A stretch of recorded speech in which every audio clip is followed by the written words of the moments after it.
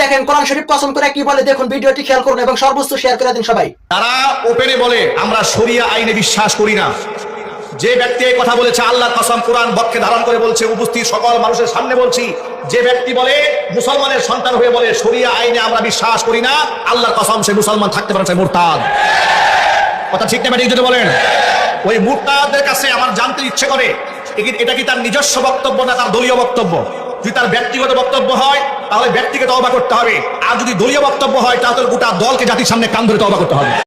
দেখেন কোরআন শরীফ পছন্দ করে কি বলে দেখুন, ভিডিওটি খেয়াল করুন এবং সর্বোচ্চ শেয়ার করে দিন সবাই। তারা ওপেনে বলে আমরা শরিয়া আইনে বিশ্বাস করি না।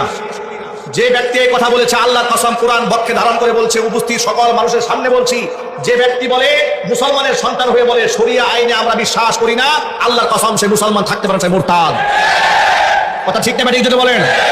ওই মুরতাদের কাছে আমার জানতে ইচ্ছে করে এটা কি তার নিজস্ব বক্তব্য না তার দলীয় বক্তব্য।